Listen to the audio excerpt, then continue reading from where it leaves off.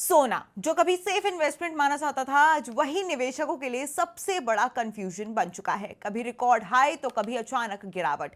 आखिर ये खेल क्या है? मिडिल ईस्ट में बढ़ता तनाव, क्रूड ऑयल की उछाल और डॉलर की बदलती ताकत, इन सब के बीच गोल्ड और सिल्वर की कीमतें हर दिन नई कहानी लिख रही हैं। लेकिन सबसे बड़ा सवाल है कि क्या ये गिरावट मौका है या अभी और गिरावट बाकी है? क्या आम निवेशकों को अभी एंट्री लेनी चाहिए या वेट एंड वॉच करना सही रहेगा? और अगर निवेश करना है तो एक साथ पैसे लगाएं या फिर एसआईपी की तरह धीरे धीरे निवेश किया जाए? साथ ही जंग के बाद दुनिया की अर्थव्यवस्था पर क्या असर पड़ेगा? क्या डॉलर की ताकत टूटेगी और सोना फिर से नई ऊंचाई छू पाएगा? इन सभी बड़े सवालों पर सीधी और साफ और साथ ही बिना लाग लपेट की बात करेंगे जाने माने एक्सपर्ट शरद कोहली। तो क्या कुछ कहा उन्होंने, आप खुद सुनिए। जो लोग लंबे, और मेरा तो लंबा वक्त क्या मात्र 2 साल है संजीव। मैंने तो कोई लंबा वक्त 10-15 साल का नहीं बोला। तो 2 साल के लिए मैं अपनी जगह अभी भी कायम हूं। अगर आप लंबे वक्त के निवेशक हैं तो आपको बिल्कुल चिंता नहीं करनी चाहिए, हड़बड़ाहट में बेचना नहीं चाहिए, कोई पैनिक करने की जरूरत नहीं है संजीव।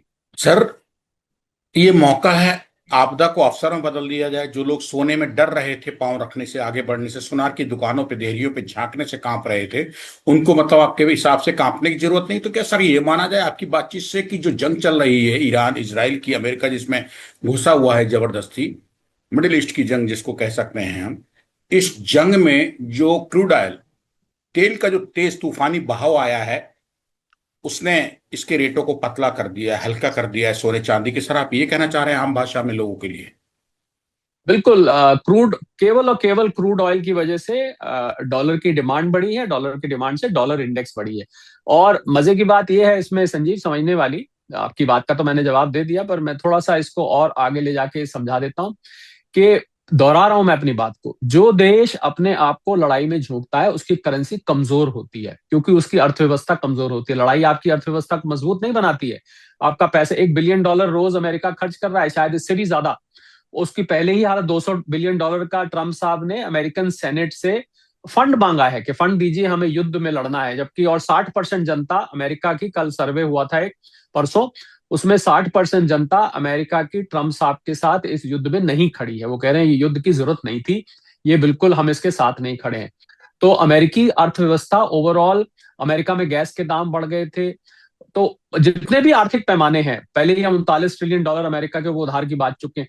तो जो देश अपने आप को युद्ध में झोंकता है उस देश की करेंसी कमजोर पड़ती है, मजबूत नहीं होती है। परंतु परंतु परंतु बहुत जरूरी है, क्योंकि डॉलर की डिमांड बढ़ रही है। आपको मैंने बताया ना, $70 की जगह $120 चाहिए थे एक समय पे, अभी भी $103 चाहिए क्रूड खरीदने के लिए। तो जब डिमांड किसी चीज की बढ़ती है तो उसकी कीमत बढ़ जाती है, उसकी इंट्रिंसिक वैल्यू नहीं बढ़ रही है। जैसे ही ये युद्ध शांत होगा, मैं आप एक जरूरी बात बोलने जा रहा हूं, जैसे ही ये युद्ध शांत होगा, आपको अमेरिका यहां से आर्थिक तौर पर और कमजोर नजर आएगा। जैसे ही अमेरिका और कमजोर नजर आएगा, उसकी जो डॉलर की ताकत की असलियत है वो सामने आएगी, और फिर आपको सोना यहां से ऊपर, बल्कि मुझे तो उम्मीद है आपको अप्रैल के महीने तक ही मुझे लगता है कि ये वापस $5,000 छू जाएगा, और फिर उसके बाद ऊपर ही जाएगा, ऐसा मुझे नजर आ रहा है। सोने का अंडरटोन बुलिश है।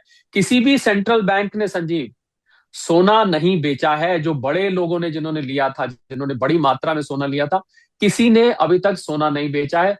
ये खाली जो सटोरिये होते हैं कमोडिटी मार्केट में, उन लोगों का किया हुआ खेल है। जो शेयर मार्केट है सर, उसमें बड़ा उछाल आ गया है। जैसे ही इन्होंने कहा कि 5 दिन के लिए हम सीज फायर कर रहे हैं अमेरिका ने, वैसे सर शेयर बाजार जो है बहुत एकदम रॉकेट हो गया है ऊपर के लिए। नहीं नहीं, बहुत ज्यादा रॉकेट नहीं। इस समय मैं, शेयर बाजार मेरे सामने खुला हुआ है संजीव, और इस समय मात्र 200-250 पॉइंट के करीब निफ्टी ऊपर है। जिस रफ्तार से गिरा था उसके तो आसपास भी कहीं नहीं है। ट्रंप साहब के बयान के आधार पर आ रहा है। कल मैंने करीब 16 मीडिया इंटरेक्शंस किए इसी बात के ऊपर कि ट्रंप साहब ने जो कल बोला है, क्योंकि ईरान ने उसको कंफर्म नहीं किया है। और मैं, बड़ा इंटरेस्टिंग है, वॉशिंगटन पोस्ट आती है अमेरिका की अखबार, आप तो स्वयं जर्नलिस्ट हैं, बड़ा मशहूर अखबार है वॉशिंगटन पोस्ट। उसमें एक बड़ा इंटरेस्टिंग आर्टिकल आया जो मेरे हाथ लगा। मैं नहीं कह रहा है, वॉशिंगटन पोस्ट कह रहा है कि ट्रंप साहब ने अपने पहले टर्म में, जब वो पहली दफे आए थे 2016 से लेके 2020 तक, उन्होंने 30,573 झूठ बोले। 30,573 झूठ बोले। और आपको कुछ और इंटरेस्टिंग आंकड़ा दो, पहला साल जो उनका था उस समय, उसमें उन्होंने रोज के 6 झूठ बोले। दूसरे साल में रोज के 16 झूठ बोले। तीसरे साल में ये गिनती बढ़ के 22 झूठ पर डे हो गई और चौथे साल में ये गिनती बढ़ के 39 झूठ पर डे हो गई। I am sure Washington post उनके इस टर्म के, जो अभी उनका टर्म चल रहा है 4 साल का, वो भी झूठों की गणना कर रहा है। ईरान ने बिल्कुल भी, ईरान के किसी भी अथॉरिटी ने ट्रम्प साहब के क्लेम को, हम अंग्रेजी में शब्द इस्तेमाल करते हैं रैटिफाई, उसको रैटिफाई नहीं किया है।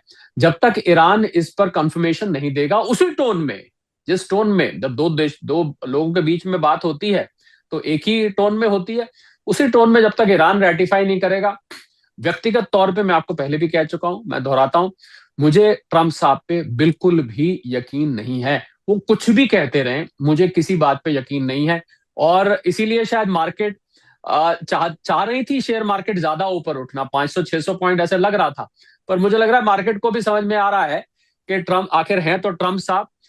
एक पुरानी पिक्चर आई थी, संजीव आप पता नहीं कितने शौकीन है, झूठा कहीं का, मुझे याद है एक पुरानी मूवी आई थी। तो ये मामला जो है ये सारा अभी इस बहुत स्पष्ट नहीं है, मार्केट इसीलिए थोड़ा सा पिलपिला पड़ गया है। जी सर, सोने और चांदी में से अभी अगर हम इंडियन लोगों की बात करें, भारत और भारतीयों की बात करें, तो क्या सर जैसा आपने पहले कैलकुलेट किया था कि भैया डालो तो दोनों में थोड़ा थोड़ा डालो, या सर जैसे कि चांदी 4,20,000 पहुंच के अब 2 लाख के नीचे या 2 लाख के आसपास आ गई, 2.25 लाख के, आम आदमी के लिए बता रहा हूं सर, और सोना जो है वो भी सर कम हो गया है? देखिए, चांदी और सोना अभी तो ऑलमोस्ट कदम से कदम मिलाकर चल रहे हैं, दोनों साथ साथ चल रहे हैं। यानी कि इसका अर्थ ये होता है कि जिन कारणों से सोना ऊपर जा रहा है उसी के साथ साथ चांदी चल रही है, उन्हीं कारणों से चांदी ऊपर जाती है और फिर जब नीचे आता है तो वो भी नीचे आ रही है। परंतु कालांतर में अगर वैश्विक मंदी आती है, संजीव इस पे ध्यान दीजिएगा, अगर वैश्विक मंदी आती है, जिसकी मैंने पहले आपके एक पॉडकास्ट में मैंने एक फियर जताया था, आपको याद होगा, मैंने बल्कि उस पर, और वो मंदी बल्कि आप कहें तो पहले तो मुझे दूर कहीं दस्तक सुनाई दे रही थी, अब तो ऐसा लग रहा है दरवाजे पे खड़े होकर घंटी बजा रही है। तो अगर मंदी आती है तो चांदी में थोड़ी सी सुस्ती आ सकती है, क्योंकि चांदी का 55% प्रयोग इंडस्ट्रियल है, data equipment, solar cells, EVs, electronic equipment, इन सब में। तो इनकी मांग कम होने से, इन चीजों की मांग कम होने से चांदी थोड़ा सा पीछे छूट सकती है सोने के मुकाबले। अब ये छूट सकती है, मैं ये नहीं कह रहा कि छूटेगी, क्योंकि चांदी को बड़ी मात्रा में चाइना वगैरह इकट्ठा कर रहे हैं, तो अगर वो डिमांड बनी रही तो चांदी अभी भी चलेगी। बाकी फिलहाल चांदी सोना एक जैसा चल रहा है। जहां तक चांदी सोने की निवेश की प्रोपोर्शन की बात है, मैं पहले बता चुका हूं, मुझे लगता है कि आपको करीब 60-70% अपना निवेश सोने में रखना चाहिए, जितना आपका दोनों का पैकेट की बात कर रहा हूं, और करीब आप 30-40% के करीब चांदी में रख सकते हैं। परंतु सलाह अपने इन्वेस्टमेंट एडवाइजर से पूछ के लीजिए, ये एक मात्र एनालिसिस है। सर हो सकता है ये मेरा सवाल गलत हो, लेकिन जहन में आ रहा है तो सवाल आपसे करना है, आप ही जवाब दे सकते हैं कि अभी ये सोने का जो डाउन है और चांदी का क्या और कुछ लग रहा है? अभी वेट एंड वॉच करना चाहिए थोड़ा सा, 1 दिन 2 दिन 10 दिन? हालांकि ये सवाल हो सकता है सर बेहद गलत हो।